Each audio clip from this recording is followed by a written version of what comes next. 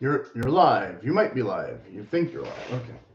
Um, last time I did these videos, well, nobody's watched it yet, but I left off a couple things I was going to say about the Ugliest House show. Last night's finale was not as I don't know, my taste as I would have liked, I guess.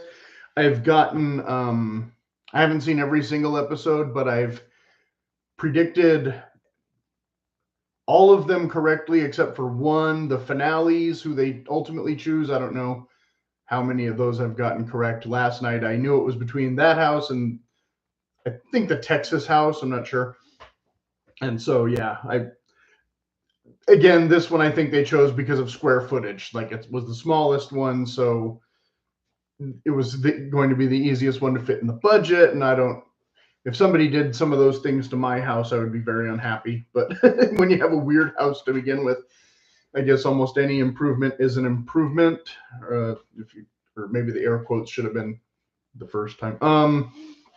But in the previous, prior to the finale, in one of the previous episodes, like one of the houses, she made fun of like how it had all these built-in bookshelves everywhere.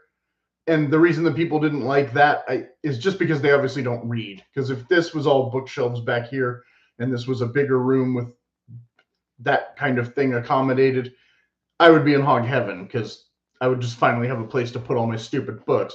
Because unlike those videos that tell you to stack up all your books and make it look cool, I hate that. Like I hate having stacks of books places when, I just don't have the shelf for them or the place to put the shelf for them. This is a bookshelf that's completely full right now of mostly children's books that I haven't read. So whatever. I'll get to them someday. And you can see a little stack of books there that is books that I've mostly already read. That I was going to do a book review thing on this channel starting last summer, and then I just gave up on the idea because I don't get enough views on videos like this, much less doing book videos and my movie videos that I haven't done in a while, but I'm going to do more movie videos. And anyway, not to get too off topic, but so I do have a bunch of books and I try to read still when I can, instead of just watching videos and TV and stuff. But today we're talking about TV more than actual decor, because like I said, this is more of a reaction video than a how-to video, I guess. But there will be how-to stuff in this video, so it's not, just a total waste of your time. But the other house they went to was like it had animal fur from zebras from safari hunts or whatever as part of the decor in the bar. And of course the people were all, they found that distasteful too, and the hostess was, acting like getting rid of that would, erase the memory. It's like, well, yeah, those zebras are still, they've been dead for a while. They're not coming back. And I don't know if they were saying, well, we raise horses, so it's kind of hypocritical to have this dead zebras here. It's like, okay, well, horses and zebras are definitely not the same thing. A zebra is worse than a donkey. It will literally kick you to death if you try to ride it. So good luck with that. Go rehabilitate all the zebras you want and see if you survive. From what I've heard, not likely. Okay, so funny to me. I don't know if it's funny to anybody else who wants to decorate. I don't decorate my living spaces with animal fur because it's not 1968 anymore. But definitely not going to lament the past or whatever from some modern take on sport hunting, which is completely probably erroneous anyway. And it's a tangent for another channel for somebody else to tackle. The thing I was trying, well, again, when you see the show like Ugliest House, I mean, you're dealing with like insane parameters. These people in last night's episode, they had bought the house kind of unseen. Why you would do that, I don't know most of the time. But most of the time, you have a walkthrough, so you kind of know what you're getting and where the problems will be. Okay. In California, here, most of the houses are newer anyway, so you're dealing with issues, things that I don't like. They aren't technically ugly, but they definitely don't translate well. And I've said this, before, like this particular space, I can't turn this into an Edwardian mansion. It's just not going to happen. Nobody's going to believe it. And there's no reason for me to invest in this place to make it look that way if I might leave California anyway in the next, couple of years. That being said, and so if I moved somewhere like Florida, would I try to turn that into an Edwardian mansion? Probably not. You have more of that beachy vibe or thing or whatever. And so you have to take in the resale into account when you make those kind of changes. Are you making the house too personal to look like an East Coast mansion when you live in a South Coast mansion or whatever, that kind of, but not going too deep into it because, you still want to put your personal stamp on a place usually. And so you're going to do what you're going to do. But a lot of these ugly houses, I think, they were custom builds to begin with. So, of course, they have way too much personal stamp for anybody else to come in, even though, like I said in the last video, a lot of those personal touches somebody else might love, but they haven't found that house. You found that house and you find it disagreeable instead of figuring out how to make it work. So when's that a mistake? I don't know, because a lot of this stuff they're probably thrown in a dumpster that somebody else would go, no, this is gold, Anyway, but most of the houses, like I said, are just dilapidated and old and outdated. So of course nobody wants to. They want to tear the old ugly carpet out and start anew, which you should do before you move in, not after. But I think, I don't know if part of the reason that this, isn't getting many views when I do this kind of content is maybe because guys see it as a women's realm. But I mean, if you marry a woman and just let her decorate the whole house and complain about it, that's on you. And if you just want your man cave, and she can have the rest, then that's up to you too. But I think most women, prefer a man who knows how to decorate a place that doesn't just look like a bachelor pad or a man cave, even if she is a minimalist, is she going to be as stark in her minimalism as, the minimalist guys? This was more of a clothing video, but I was watching a video where the guy said you should only have 150 items. And I hope he was talking about clothing and not home furnishings, because your kitchen alone probably has more than 150 items in it. Never mind the fact that I probably have more than 150 pairs of shoes. So I'm never going to accomplish that. But it would have been helpful, if you're going to make a video that says you should only own 150 things, okay, list them. and I'll see if I only need 3 pairs of underwear.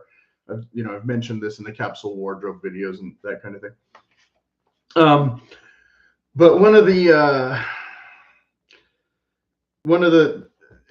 challenges, again, this is more about clothing, but the woman had done this 75-day thing where you're supposed to document your wardrobe every day and and she had given up. And part of you wants to say, well, that's a cop out, and then part of you is like, but yeah, I'm not a minimalist either, so what do I care if you become a minimalist?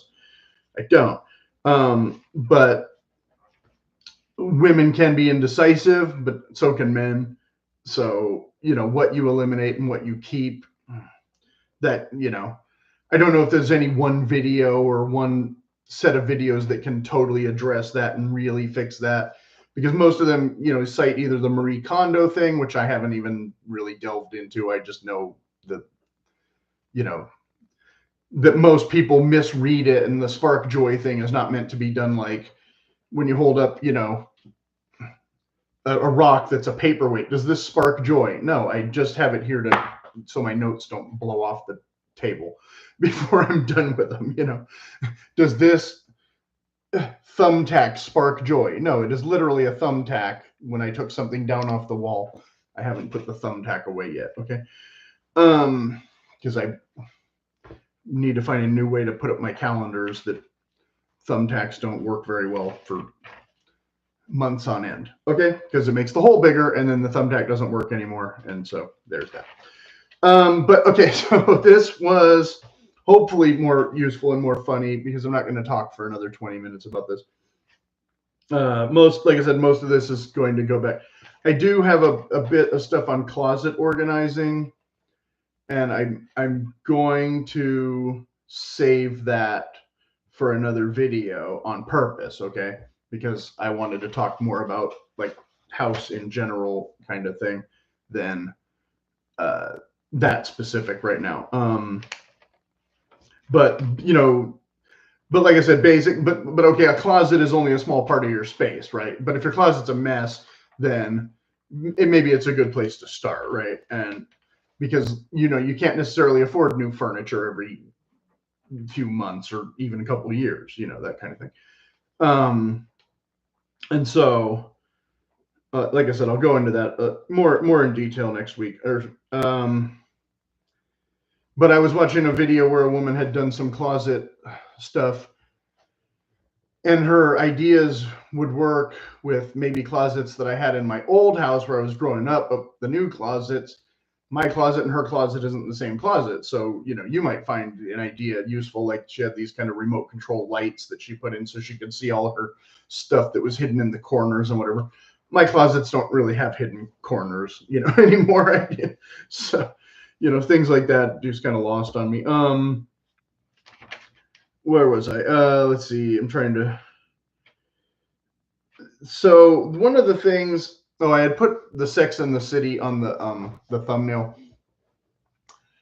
I mean, Sex and the City is a typical TV show where most of the people couldn't afford to live where they live if it was real. Same with Friends. Like how can these people afford this apartment? In real life, they can't.